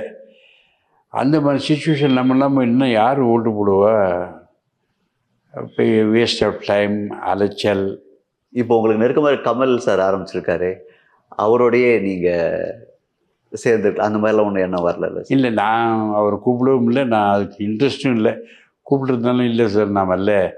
டென்ஷன், தேவையில்லாத டென்ஷன், ஊராக அலையணும், இல்லாதெல்லாம் இந்திரன் சந்திரன் போகணும் யாரையாவது, அதெல்லாம் வேண்டாம். நம்ம பாட்டு நம்ம ஓட்டை போடுவோம், நமக்கு யாருக்கு பிடிக்குதோ அவனுக்கு ஓட்டை போடுவோம், அவ்வளோதான். இத்தனை வருஷம் அனுபவத்தில் உங்களுக்கு ஏதாவது குறைகள் ஏதாவது இருக்கா? இந்த கேரக்டர் பண்ண முடியல, இப்படி பண்ணி இருந்திருக்கலாம், அந்த மாதிரி குறைகள் ஏதாச்சும் இருக்கா? குறைகள் ஒன்றுமே கிடையாது. வயசாகுதேங்கிற ஒரு குறை தான் என் மனசை உறுத்துறது. அதுதான் இப்போ எல்லோரும் கூப்பிடுறாங்க. இப்போ நான் வந்து ஒரு ஹிந்தி வெப்சீரியல் பண்ணேன், 15 நாள் பாம்பேயில் இருந்தேன். எல்லாருக்கும் பிடிச்சி போச்சு. ஒரு தாத்தா கேரக்டர். என் பொண்ணு கேரக்டர் வந்து கௌதமி பண்ணுறாங்க. என் மாப்பிள்ளை கேரக்டர் வந்து பிரகாஷ் ராஜ் பண்ணுறாரு. இல்லை, தாத்தா கேரக்டர் எனக்கு. அண்டு இந்த அவங்க கூட நான் பழகிற விதம் எல்லாம் அவங்களுக்கு பிடிச்சி போச்சு. வந்தாலே எல்லோரும் கற்றுவாங்க, தாத்தா good morning, hello good morning அப்படிம்பாங்க. நான் ஷூட்டிங் முடிஞ்சு போகும்போது கூட, sir we are missing you அப்படின்னு சொன்னாங்க. அதுக்கு என்ன எகேன் வெல்கம் அப்படின்னு சொன்னால், இப்போ நான் 14-15 போகிறேன் மறுபடியும். அதனால் குறைகள் அப்படியெல்லாம் வரும்போது, நிறைய படங்கள் வரும்போது நம்மளால் சில சமயங்கள் உடம்பு ஒத்துழைக்குது, சில சமயம் ஒத்துழைக்க மாட்டேங்குது. அதெல்லாம் பார்க்கும்போது இறைவா இந்த நேரத்தில் ஆரோக்கியத்தை கொடு அப்படின்னு சொல்கிறேன்னு தவிர மற்றபடி எனக்கு குறைகள் ஒன்றுமே இல்லை. இப்போ கொஞ்சம் ஃபோட்டோஸ் கொஞ்சம் காட்டுறேன் சார், அந்த மெமரிஸ் உங்களுக்கு கொஞ்சம் எப்படி இருக்கும்?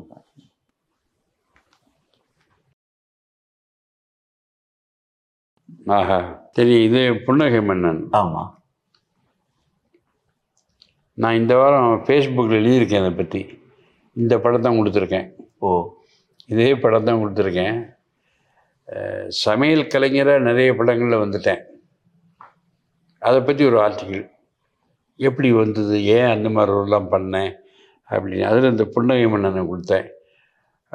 புன்னகை மன்னன் நல்ல கேரக்டர் அது. ஆமாம், பாலச்சந்தர் என்னை கொடுத்த உடனே நல்லா இருந்தது. அண்டு கமல் கூட அந்த ரோல் நடித்தது. இந்த சீன் என்ன சீன், அந்த பர்டிகுலர் இது வந்து நான் சமையலுக்கு போகிற இடத்துல ஒரு பொண்ணை கூட்டின்னு வந்துடுவேன். அவளுக்கு இப்போ வயத்த குழந்தையோடு கூட்டின்னு வந்துடுவேன். இப்போ அந்த ரூமில் போய் தங்க போகிறார் அவர். இல்லை, அங்கே வேண்டாம், அது அங்கே வந்து அங்கே அப்படின்னு சொல்ல முடிப்பேன். அதுக்குள்ளே கதவை திறந்து வந்துடுவா. ஒன்றும் இல்லை, நான் சமைக்க போனேன், பாவம் புருஷன் இல்லை, ரொம்ப கஷ்டப்பட்டா, மனசு தாங்கலை, அழுதுட்டாவ, நான் தான் நீ ஒன்றா மொட்டை மாடியில் படுத்திக்க அப்படிப்பேன். வேண்டாம், அங்கே போய் படுப்பேன். இன்னொரு கல்யாணத்துக்கு போவேன், அங்கே இன்னும் ஊற்றி கஷ்டப்படுவேன், அவ்வளோ கூப்பிட்டு வருவேன். ஒன்றும் வேண்டாம், நான் எங்கே ஒன்றா படுத்துக்க, நீ போ அப்படிம்பாரு. அதுக்கப்புறம் கடைசியில் கிளைமேக்ஸில் வந்து இந்த ஆப்பிளில் பாம்பு இருக்குன்னு தெரியாமல் நான் கொண்டு வண்டியில் வச்சுட்டு பின்னால் பாம்பு இருக்குன்னு தெரிஞ்ச உடனே துடிக்கிற துடிப்பு அதெல்லாம் கொஞ்சம் நல்லா இருந்தது. இந்த படத்தில் ரொம்ப அருமையாக இருந்தது அந்த கிளைமேக்ஸு. ஒரு அருமையான படம் எனக்கு. அதில் கூட கமலுடைய ரசிகன் கூட ஒரு தடவை என்னை பார்த்து சத்தம் போடுறான், என்ன சார் நம்ம தலையில் குண்டு வச்சு கொல்லிட்டேனிய அப்படின்னு. யோ, அது டைரக்டர் சொன்ன டைலாக நான் பண்ணேன். என்ன டைரக்டர் சொன்னாலும் பண்ணிக்குவேனே, எப்படிப்பட்ட ஆள் தலைவர் அப்படின்னு அவன் நிஜமாகவே நினைக்கின்னு சண்டைக்கு வந்துட்டாங்க. அந்த அளவுக்கு அது. இந்த கேரக்டர் வந்து ரொம்ப ஹியூமரஸ், எல்லாராலும் பாராட்டப்படுது. அபய் சண்முகி இன்னைக்கு பாராட்ட ஆளே கிடையாது, அவ்வளவு எனக்கு. அண்டு அபய் சண்முகி ஒரு நாள் பண்ணேன், 2 நாள் பண்ணேன், நிறைய காமெடி வந்தது. அதில் எனக்கு பயம் வந்துடுது. அப்புறம் கிரேசி மோண்ட போய் கேட்டேன், எத்தனை சீன் இருக்கியா அப்படின்னு. எத்தனை சீனா? யோ, படம் முழுக்க நீ வர அப்படின்னு. அப்படியா, இவ்வளோ பெரிய காமெடி நல்லா பண்ண முடியுமாய்யா? நீ பாட்டு எழுதி கொடுக்குறீங்க, நமக்கு வராது, ஒரு நல்ல காமெடியை வச்சுக்கோங்க ப்ளீஸ் அப்படின்னேன். நீ கமல்கிட்ட போய் சொல்லு. நான் கமல்கிட்ட போய் சொல்லிட்டேன், சார் இவ்வளோ பெரிய காமெடி என்னால் பண்ண முடியுமான்னு தெரியல, நீங்கள் எதுக்கும் வேறு ஒரு நல்ல ஆர்டிஸ்டாக உங்களோட காமெடி பண்ண தெரியும்னு எனக்கு தெரியும், பண்ணுங்க, யூ கேன் டூ அப்படின்னு என்கரேஜ் பண்ணது கமல் தான். அவர் சொன்னதுக்கப்புறம் தைரியம் வந்து பண்ண ஆரம்பித்தேன். எல்லோரும் விழுந்து சிரிக்க ஆரம்பித்தாங்க. Then it became a very good comedy. ஆமாம். அண்ட் ஆர்டிஸ்ட் எல்லாம் எனக்கு ரொம்ப பழக்கமானாங்க. ஜெமினி கணேசன் நல்ல பழக்கம், நாகேஷ் நல்ல பழக்கம், மணிவண்ணன் எனக்கு நல்ல பழக்கம். அதனால் எனக்கு ஈஸியாக பண்ண முடிஞ்சுது. இது கேலி பில்லா கில்லாடி ரங்கா. ஆமாம், அது ஒரு அற்புதமான கேரக்டர். 40 வயசுக்கு மேலே சம்பாதிச்சு போகணுன்னு விட்டு ஜாலியாக இருக்கணும் லைஃப்பில். சும்மா உழைச்சி பண்ணக்கூடாது. அதான் 40 வயசு வரைக்கும். அதுக்கு மேலே கால் போட்டு ஜம்ப்புன்னு இந்த நான்வெஜிடேரியன் ஐட்டம்லாம் சொல்லுவேன். ஞாயிற்றுக்கிழமை ஆச்சுன்னா ஒரு இளம் ஆடு, அப்புறம் சிக்கன், அது இதெல்லாம் அது எப்படி பண்ணுவாங்களோ அது அவ்வளோ அழகாக சொல்லணும். நான் சொன்னேன், I M A pure vegetarian, எனக்கு ஆடும் தெரியாது சிக்கனும் தெரியாது, நீங்கள் எனக்கு போய் இந்த டயலாக் கொடுத்துருக்கீங்களே, என்னால் பண்ண முடியுமா, ஐ கேனாட் டூ இட் அப்படின்னு நான் சொல்லிட்டேன் டேரக்டர்கிட்ட.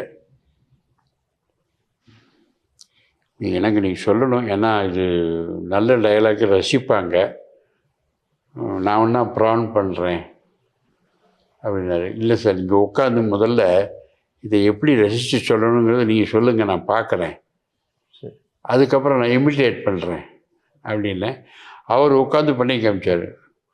நல்ல இளம் ஆள் வாங்கணும், அப்புறம் செவ்வாய்க்கிழமை விட்டுரு வேண்டாம், புதன்கிழமை சிக்கன் அப்படின்னு ஒவ்வொன்றா, அப்புறம் ஃபிஷ்ஷு ஒவ்வொன்றையும் அதை எப்படி பக்குவமாக பண்ணணுங்கிறதெல்லாம் க்ளீனாக சொன்ன கேட்டுகிட்டே இருந்தேன். சரி சார் நான் பண்ணிடுறேன்னு சொல்லிட்டு அப்புறம் தான் பண்ணேன். நிறைய பேர் எனக்கு ஃபோன் பண்ணி, சார் நீ நான்வெஜிடேரியனா? நான் வெஜிடேரியன் நினச்சேன். இல்லையே, நானும் வெஜிடேரியன் தானே. பட் இந்த படத்தை ரொம்ப அழகாக சொல்கிறீங்களே சார், சிக்கன்லாம் எப்படி பிரமாதமாக சொல்கிறீங்களே அப்படின்னா டேரக்டர் சொல்லி கொடுத்தாரு சொன்னேன். அப்புறம் என் ஒய்ஃப் சொல்லுவா பையன்கிட்ட, விமல்கிட்ட, உங்கள் அப்பா பால் தாங்க முடியல, தண்ணி அடிச்சுட்டு இங்கே வீட்டில் ஒரே ஆல்ட்டம் அப்படிம்பாரு. அந்த ஆல்ட்டம் எல்லாம் காமெடி இருக்கும். கடைசியில் பையன் வந்து சம்பாதிச்சு கொடுக்கும்போது இந்த சென்டிமெண்டல் டைலாக் ரொம்ப அற்புதமாக இருக்கும். அதை பார்த்துட்டு நிறைய காலேஜ் ஸ்டூடெண்ட்ஸே எனக்கு ஃபோன் பண்ணாங்க, எங்கள் அப்பா மாதிரி இருக்குங்க சார் நீங்கள், அவர் சொன்னதெல்லாம் நான் கேட்கல, பின்னால் கஷ்டப்பட்டேன் நான், எங்கள் அப்பாவை என்னெல்லாம் பண்ணுவாரோ அதெல்லாம் நீங்கள் பண்ணீங்க, உங்களை பார்க்கும்போது எங்கள் அப்பா மாதிரி இருந்துச்சு சார் நிறைய சொன்னாங்க. காலேஜ் ஃபங்க்ஷனுக்கெல்லாம் போனேன்னா உள்ளே ஏறும்போதே தெய்வங்கள் எல்லாம் தோற்றே போகும் தந்தை அன்பின் முன்னே தாலாட்டு பாடும் தாயின் அன்பும் தந்தை அன்பின் பின்னே. அந்த பாட்டை போட்டு தான் நான் மேலே ஏறுவேன், அவங்க போடுவாங்க. அந்தளவுக்கு இந்த ரோல் பிடிச்சி, அது டைரக்டருடைய ஒரு க்ரியேட்டிவ். அவர் அப்பாவை நினச்சி தான் எழுதுனார் அவர். அதனால் நல்லா அமைஞ்சு போச்சு, அழகாக அமைஞ்சு போச்சு. அந்த 25,000 சம்பளத்தை கொண்டு கொடுக்கும்போது நான் எப்படி கஷ்டப்பட்டு மளிகை கடை வச்சேன், அது வச்சு இது வச்சு எல்லாம் போயிடுச்சு. கடைசியில் கடையை காலி பண்ணுறதுக்கு காசு இல்லை, ஆட்டோ கூட காசு இல்லை, சைக்கிள்.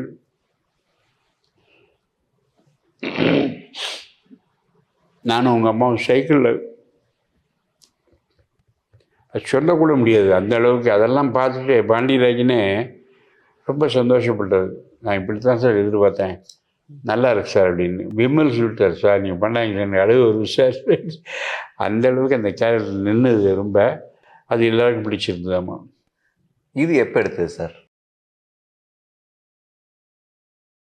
அபூர்வ சகோதரர் படம் 100வது நாள். ஒவ்வொரு ஊரில் கடலூர், மதுரை, பாண்டிச்சேரி எல்லா ஊர்லேயும் 100வது நாள் கொண்டாடினாங்க. இது வந்து பாண்டிச்சேரியோ கடலூரோ, கடலூர் நினைக்கிறேன், அங்கே தான் 100வது நாள் கொண்டாடுறதுக்காக நாங்கள்லாம் போனோம். நான் என்னுடைய காரில் போனேன், கமல் அவருடைய காரில் வந்தார், கிரேசி மோகன் கூட வந்தார். சரி. அப்போ நான் ஒரு ஃபோட்டோகிராஃபரை கொண்டு போயிருந்தேன். நானும் கமலும் இருக்கிற ஃபோட்டோலாம் எழுதுறா, எக்கச்சக்கம் எழுதுறா அப்படின்னேன். அப்போ இந்த மாதிரி நாங்கள் நிற்கும்போது எடுத்த ஃபோட்டோ தான் அது. ஒரு பேட்டியில் எம்ஜிஆரோட சிவாஜி நடிப்பு கொஞ்சம் அதிகமாக பிடிக்கும் அப்படின்னு நீங்கள் சொல்லியிருந்தீங்க. அதே மாதிரி ரஜினியை கூட உங்களுக்கு கமலை கொஞ்சம் அதிகம் பிடிக்கும் அப்படின்னு எடுத்துக்கலாமா? இதெல்லாம் நான் கொடுத்த பேட்டி இல்லை, அவங்களா போட்டுக்கிறது. அதை எப்படி நான் சொல்லுவேன்? அப்படியா? சிவாஜி எம்ஜிஆர் 2 பேரும் 2 பில்லர், அதே மாதிரி கமல் ரஜினி 2 பேரும் 2 பில்லர். ஏன்னா மக்கள் எல்லாரையும் ஏற்றுக்கிட்டாங்க, எம்ஜிஆரையும் ஏற்றுக்கிட்டாங்க, சிவாஜியும் ஏற்றுக்கிட்டாங்க, அதே மாதிரி கமலையும் ஏற்றுக்கிட்டாங்க, ரஜினியும் ஏற்றுக்கிட்டாங்க. இதில் வந்து அவரை தான் பிடிக்கும், இவரை தான் பிடிக்கும்னு சொல்கிறது வந்து தப்பு. நான் அப்படி சொல்லியிருக்க மாட்டேன்.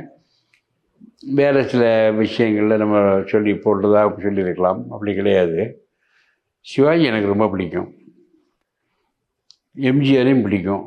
சிவாஜி வந்து என் படத்தை பார்த்துட்டு பொன்மனம்னு ஒரு படம், பிரபு, ரம்யா இல்லை ரம்யா பிரியாராமன் 2 பேரும் ஜோடியாக நடித்தாங்க. நிலகள் ரவி நடித்தார், நான் நடித்தேன். அந்த படம் அதை பார்த்துட்டு அந்த படத்தை என்னுடைய கேரக்டர் கொஞ்சம் நல்ல கேரக்டர், சென்டிமெண்ட்லாம் ரொம்ப அழகாக பண்ணியிருப்பேன். ஷூட்டிங் போதே பிரபுக்கு எழுதிட்டுனார், கேமராமேனுக்கு எழுதிட்டுனார், டைரக்டருக்கு எழுதிட்டுனாங்க, எல்லோரும் பாராட்டினாங்க. இந்த படத்தை சிவாஜிக்கு போட்டு காமிச்சாங்க, அவர் பார்த்தாரு. பார்த்துட்டு படம் முடிஞ்சோடனே நல்லா இருக்குது, எல்லோரும் நல்லா பண்ணியிருக்காங்க, பிரபு நல்லா பண்ணியிருக்கான், இந்த பொண்ணு நல்லா பண்ணியிருக்கேன். இந்த பொண்ணோட அப்பா யார்? டெல்லி கணேசன். ஃபென்டாஸ்டிக் ஆக்டிங், நல்லா பண்ணியிருக்காரு அந்த ஆள், வெரி குட் அப்படின்னாலும் உடனே எனக்கு ஏகப்பட்ட ஃபோன் வந்து அங்கேருந்து, சார் உங்களை சிவாஜி பாராட்டி பேசுகிறாருன்னு. அதில் எனக்கு அவர் மேலே பயங்கர ஈடுபாடு. அப்புறம் என்னாசி ராசாவேங்கிற படத்தில் அவர் கூடவே வந்தேன். அவர் ரொம்ப கலாய்ப்பார், கேலி பண்ணுவார், தமாஷ் பண்ணுவார். நம்மளும் பண்ணலாம், கோச்சிக்கவே மாட்டார். ஆமாம், தைரியமாக சொல்லலாம், சிவாஜி தானே, பயப்படவே வேண்டாம். கிவ் ரெஸ்பெக்ட் ஒரு பக்கம். அவரை தமாஷ் பண்ணலாம், நாமளும் தமாஷ் பண்ணலாம். அது ரெஸ்பெக்ட் வந்து இதை வைத்து உடைக்க போகிறது இல்லை. அதெல்லாம் ரொம்ப பிடிக்கும் அவருக்கு. ஆமாம். இப்போதைய தலைமுறை நடிகர்களில் என்ன நிறைகுறைகள் பார்க்குறீங்க சார்? கதைகள்லாம் வந்து அந்த இந்த மாதிரி உள்ள குடும்ப கதைகள் இல்லை. ஏன்னா இப்போ மக்களும் குடும்பத்தில் நம்பிக்கை இல்லாமல் போயிட்டாங்களா, இல்லை என்ன குடும்பமே வேண்டாம் நினைக்கிறாங்களா தெரியல. குடும்ப கதைகளை விட இப்போ வந்து வேறு வயலன்ஸு, போலீஸு, அட்டாக்கு, அள்ளிதடி, இந்த மாதிரி தான் மக்கள் விரும்புகிறதாக தயாரிப்பாளர் சொல்கிறாங்க. மக்கள்கிட்ட கேட்டால் என்ன அது குடும்ப படமே வரலைன்னு அவங்க கவலைப்படுறாங்க. அதுதான் போயிட்டுருக்கு. மற்றபடி டெக்னிக்கலி நம்ம எங்கேயோ போயிட்டோம்.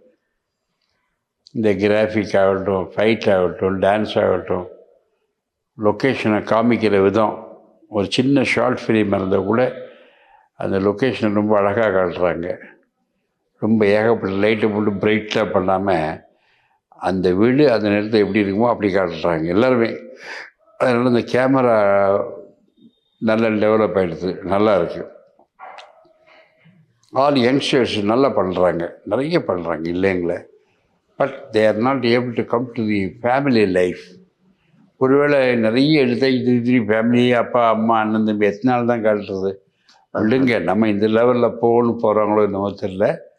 But technically we are super, அது ஒன்றும் டவுட்டே கிடையாது, நல்லா போயிருக்கும். இப்போ கேபி சார்லேருந்து கௌதம் வாசுதேவன் சார் வரைக்கும் எல்லாரும் நிறைய டேரக்டர்ஸ் நடிச்சிருக்கீங்க. ஒவ்வொருத்தரையும் நடிக்கும்போது அவங்களோட இயல்பு தெரிஞ்சு அவங்களுக்கு இப்படி நடித்தா கரெக்டாக இருக்கும்னு ஹோம்ஒர்க் பண்ணிட்டு போய் நடிப்பீங்களா, இல்லை செட்டுக்கு போய் தான் அவங்க சொல்கிறதுக்கு அப்புறம்? செட்டுக்கு போய் டேரக்டர் சொல்லி தான் கேட்பேன். நான் வந்து ப்ரிப்பரேஷன்லாம் ஒன்றும் பண்ணிட்டு போகிறது கிடையாது. அங்கே போவேன், அவர் என்ன சொல்கிறாரு கேட்பேன், என்ன சார் சுச்சுவேஷன் கேட்டுட்டு இப்படி பண்ணுங்க சார்பார். இப்போ விஷால் படம் ஒன்று படம், இந்த கம்ப்யூட்டர்லாம் வச்சு என்ன படம், இரும்பு திரை. அதில் விஷாலோட ஃபாதராக பண்ண மித்ரன் தான் டைரக்டர். அதில் வந்து விஷாலுக்கு எனக்கு விஷால் என்னை திட்டுவார், அப்பான்னு கூட பார்க்க மாட்டார். திட்டு உள்ளே போயிருங்கப்பா நான் அடிச்சிருவேன் அப்படிங்கிற அளவுக்கு பேசுவார். எனக்கு வந்து என் பிள்ளையே இப்படி பேசுகிறானேங்கிற ஒரு ஏக்கம். அப்போ நம்ம ஒரிஜினலாக பண்ணுற ஆக்டிங் நான் பண்ணேன். அவன் திட்டுவான், தலையை கீழே போடுவேன், அப்புறம் அவனை பார்ப்பேன், அப்புறம் இந்த பக்கம் என்ன பண்ணது இல்லை, அப்புறம் நான் போயிடுவேன். இந்த மாதிரி நான் பண்ணேன். உடனே டைரக்டர் மித்ரன் சொன்னால் அப்படி பண்ண வேண்டாம் சார், வேண்டாம், அவங்கள திட்டுறான், நீங்கள் அவனையே பாருங்கள், அவனை பார்த்துட்டு அந்த பார்வையில் நீங்கள் அந்த இதெல்லாம் கொண்டாங்க. யூடியூப் ப்ரூட்டஸ், நீ என்னை திட்டுறியா, சொந்த பிள்ளையா அப்பாவை திட்டுவாடா, எப்படி இது தப்பு இல்லையாடா அப்படிங்கிற டயலாக்கெல்லாம் உங்கள் மைண்டில் வரணும், அது உங்கள் கண்ணில் தெரியணும். அப்படியே அவனை பார்த்துட்டே பின்னால் உங்கள் வேறு எங்கேயும் பார்க்காதீங்கன்னாரு. அதுதான் நின்றுது படத்தில். So I am an director actor, அவங்க என்ன சொல்கிறாங்களோ அதை தான் கேட்பேன். இவ்வளோ டைரக்டர்ஸ் உங்களை ரொம்ப பிரமிக்க வச்ச டைரக்டர் யார் சார்? எல்லாருமே அந்த படத்தில் தான் ஒவ்வொரு படமே எனக்கு பேர் வாங்கி கொடுத்ததுனால, அவங்க ஒரு பிரமிப்பை உண்டாக்குனாலும் அந்த பேர் வந்தது. அதனால் தனிப்பட்ட முறையில் யாரையும் சொல்ல முடியாது. இப்போ உங்களோட பேசும்போது நீங்கள் நல்லா மிமிக்ரி பண்ணி காமிச்சிங்க. இந்த மிமிக்ரி உங்களுக்கு எந்த அளவுக்கு ஹெல்ப்ஃபுல்லாக இருந்திருக்கு? உங்களுக்கு நீங்கள் தனியாக பண்ணாட்டியும் ஒவ்வொரு கேரக்டர்ஸ் நீங்கள் நல்லா வாட்ச் பண்ணியிருக்கீங்க, கிட்டத்தட்ட ஒவ்வொருத்தர் மாதிரி அப்படியே காட்டுறீங்க. நடிகர்கள் மட்டும் இல்லை, எங்கள் வீட்டில் உள்ள எங்கள் அப்பா, எங்கள் தாத்தா, இவங்கெல்லாம் மாதிரி கூட நான் பண்ணுவேன், வீட்டிலேயே பண்ணுவேன். அது அப்சர்வேஷன் தான், அவங்க பார்த்துட்டு அதை மாதிரியே பண்ணுறது. எங்கள் அப்பா என்ன எப்படி பேசுவார், எப்படி நிற்பார், எங்கள் தாத்தா எப்படி பேசுவார், அவர் எப்படி பேசுவார் அப்படின்னு. ஒரு சிலருக்கு பேசும்போது சரியாக கிளாரிட்டி இருக்காது, நாக்கு சரியாக வராது, அவங்க எப்படி பேசுவாங்க. சிலர் பள்ளி காமிச்சு எங்கள் ரிலேஷன்ஸ் எல்லாம் கைதட்டி சிரிப்பாங்க. அது மாதிரி தான் இவங்களையும் பண்ணுறீங்க. நடிகர்களை மட்டும் நம்ம பண்ணுறதுல தனியாக மேடையில் பண்ணுறதும் கிடையாது. நீங்கள் சினிமாவை தவிர ஆன்மீகத்துலேயே கொஞ்சம் ஈடுபாடு நிறைய. சினிமாவை விட ஆன்மீகம் தான் நிறைய. எப்படி அந்த தாதி எப்படி வந்து சார்? சின்ன வயசுலேருந்து, சின்ன வயசில் நமக்கு ஆன்மீகம்னா என்னன்னு தெரியாது. கட்டாயப்படுத்தி என்னை கூப்பிடுவாங்க. காலம்புற மார்கழி மாதம் எங்கள் திருவிழா பஜனை நடக்கும், பாடிக்கிட்டே போய் எங்கள் வாத்தியார், நாங்கள் பாடஞ்சு கொடுக்குற வாத்தியார் தான் மெயின். அவர் பாட்டு பாடிக்கிட்டே போகிறோம், நாங்கள்லாம் பின்னால் ஜாலரா பண்ணி தான் போகணும். காலம்புற 5 மணிக்கு எழுந்திருந்துருவார். எங்களை போய் 5 மணிக்கு எழுப்பார், நாங்கள் எந்திருக்க மாட்டோம், போயிடுவார். அப்புறம் கிளாஸுக்கு வந்த உடனே கேள்வி கேட்பார். நம்ம சொல்ல வச்சுக்கலாம், கம்பால் வச்சு அடி அடிப்பார். அடிக்கும் போது காலம்புற பஜனைக்கு வர முடியலையா, பஜனைக்கு வரலேங்கிறதுக்கு அடிக்கிறாரு. ஆனால் அவர் பாலம் தெரியலேங்கிறதுக்கு அடிக்கலை. இந்த அடிக்கு பயந்து ஒரு பின்னாடியே போவேன். பின்னாடி போய் அவர் பாடின பாட்டுக்கள்லாம் எனக்கு அப்படியே மனசில் பதிஞ்சிடுச்சு. நல்ல நல்ல பாட்டுக்கள்லாம் பாடுவார், திருப்பாவை பாடுவார், திருவம்பாவை பாடுவார். அதெல்லாம் நாங்கள் கூட மார்கழி திங்கள் மதுரை நிறைந்த நாளாய் அதெல்லாம் நாங்களும் பாடுவோம். அப்புறம் எங்கள் தாத்தா வந்து விநாயகர் அகவல் 10 வயசுலேயே படிப்பார். எனக்கு விநாயகர்லாம் என்ன, யார் எழுதுனா, இது எதுக்கு படிக்கணும் அப்படின்னு ஒன்றுமே தெரியாது. அவர் படிப்பார், நான் படிப்பேன். அப்புறம்தான் தெரிய வந்தது அதில் நிறைய விஷயங்கள் இருக்குது. ஔவையார் எழுதுனா, பிள்ளையார் மேலே எழுதுனாங்கிறதெல்லாம் அப்புறம் தெரியும் எனக்கு. இப்போ நான் விநாயகர் சொல்லும்போது எல்லோரும் என்ன சார் எப்படி 10 வயசில் படிச்சதியா இன்னும் ஞாபகத்தில் இருக்குது. டெய்லி காலவர் நான் விநாயகர் சொல்லாமல் போகிறதே கிடையாது. அந்த விநாயகர் சொல்கிறதுல உங்களுக்கு என்னென்னா, தமிழ் ழகர லகர லகரம் ந இதெல்லாம் உங்களுக்கு க்ளீனாக வரும். அதில் இருக்கு அதெல்லாம். சீத கலவை செந்தாமரைப்பும் பாத சிலம்புங்கிறதுல லா, சீத கலபங்கிறதுல லா எல்லாம் வருது.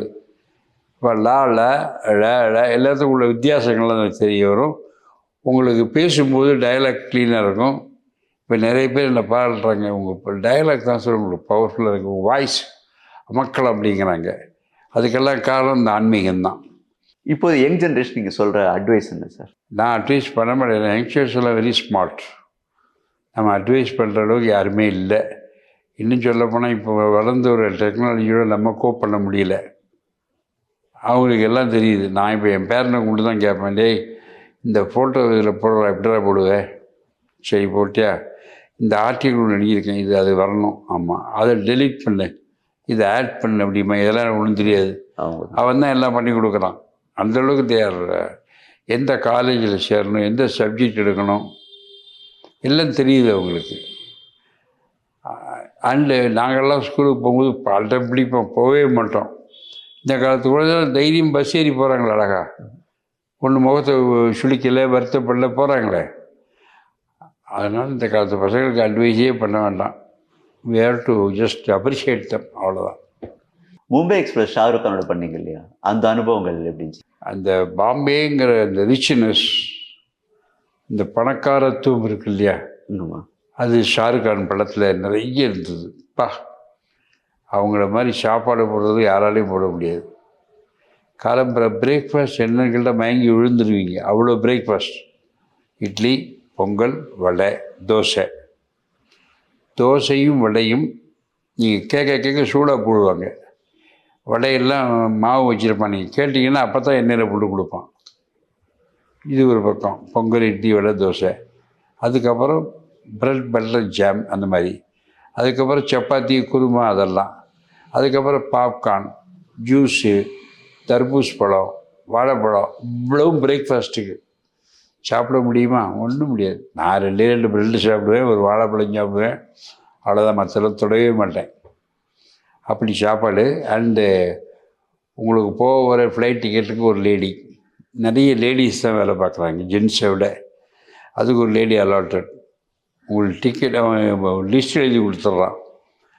Recording your ticket contact so and so, regarding your dry cleaning of kapda, contact your regarding food complaint anything is there. எல்லாம் பேர் கொடுத்துட்றான். நீங்கள் யார்கிட்டையும் அவர்கிட்ட பேசினா போதும். ஆர்கனைஸ்டாக இருக்காங்க எல்லாம். மெட்ராஸுக்கு எப்போ டிக்கெட் போட்டிருக்கீங்க sir? You are flying here from on first sir, any change you want அப்படின்பா. ஃபர்ஸ்ட் என்ன போட்டு 4 மணிக்கு கிளம்புற, too early madam, make it 9 o'clock. Okay, 9 o'clock மாற்றிடுவாங்க. அதே மாதிரி சம்பளம் நீங்கள் கேட்கவே வேண்டாம்.